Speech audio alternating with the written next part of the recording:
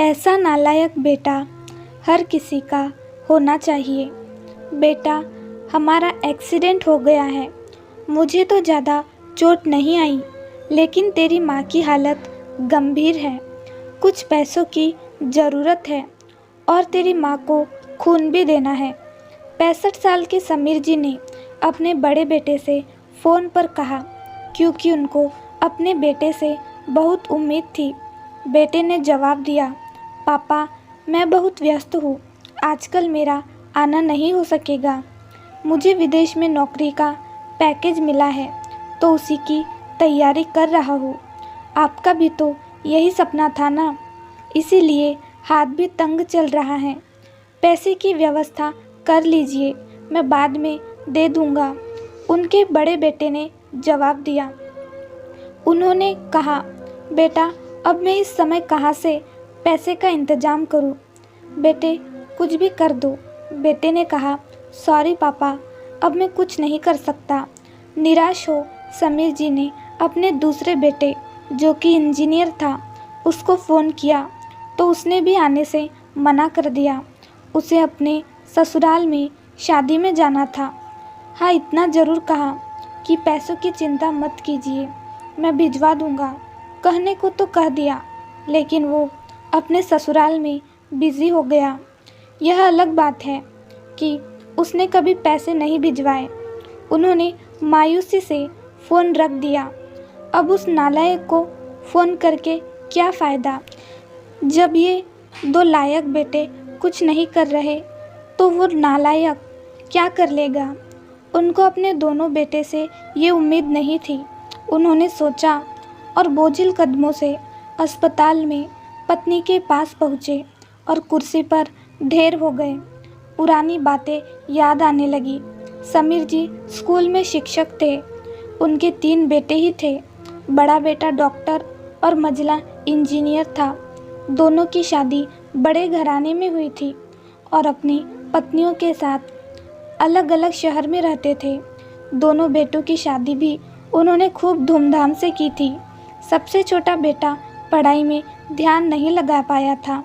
11वीं के बाद उसने पढ़ाई छोड़ दी और घर में ही रहने लगा। कहता था, मुझे नौकरी नहीं करनी, अपने माता पिता की सेवा करनी है। इस बात पर समीर साहब उससे बहुत नाराज़ रहते थे। उन्होंने उसका नाम ही नालायक रख दिया था। दोनों बड़े भाई पिता के आज्ञाकारी थे, पर वह गलत बात पर उनसे भी बहस कर बैठता था। इसलिए समीर जी उसे पसंद नहीं करते थे, क्योंकि समीर जी का छोटा बेटा खुददार था। उसको गलत चीज़ें, गलत बात बिल्कुल पसंद नहीं थी।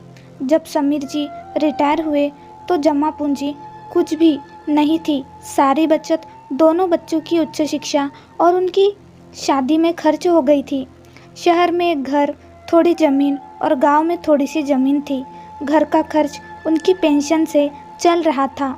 समीर जी को जब लगा कि छोटा सुधरने वाला नहीं, तो उन्होंने बंटवारा कर दिया और उसके हिस्से की ज़मीन उसे देकर उसे गांव में ही रहने भेज दिया।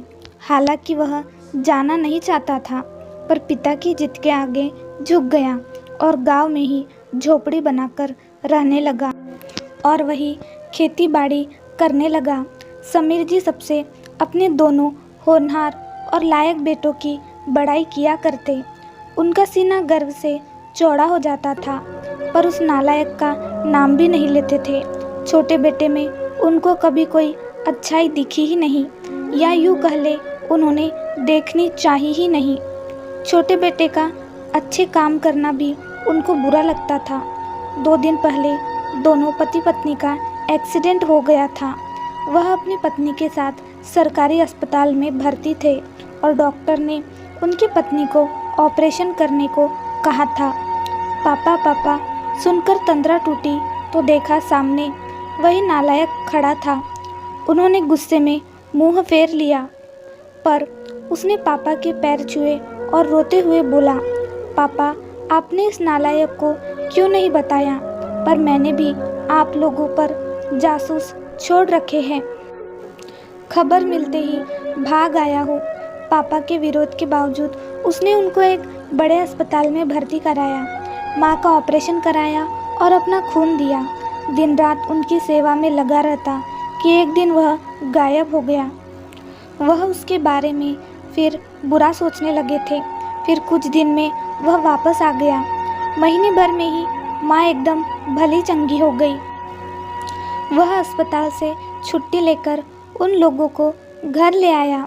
समीर जी के पूछने पर बता दिया कि खैराती अस्पताल था, पैसे नहीं लगे हैं, घर में नौकरानी थी नहीं।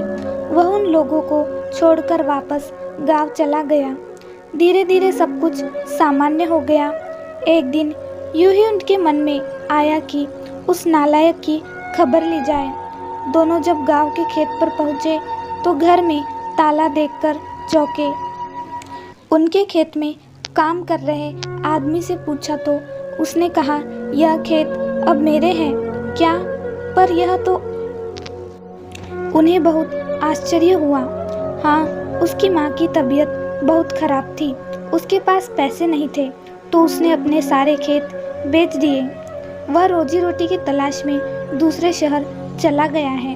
बस यह झोपड़ी उसके पास रह गई है। यह रही उसकी चाबी। उस आदमी ने कहा।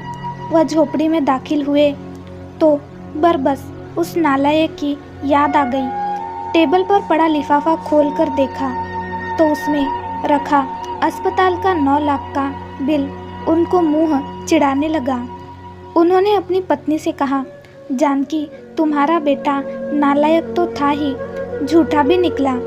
अचानक उनकी आंखों से आंसू गिरने लगे और वह जोर से चिल्लाए, तू कहाँ चला गया नालायक?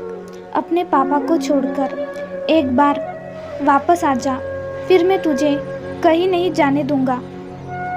उनकी पत्नी के आंसू भी बहे जा रहे थे और समीर जी को इंतजार था अपने नालायक बेटे को अपने गले से लगाने का।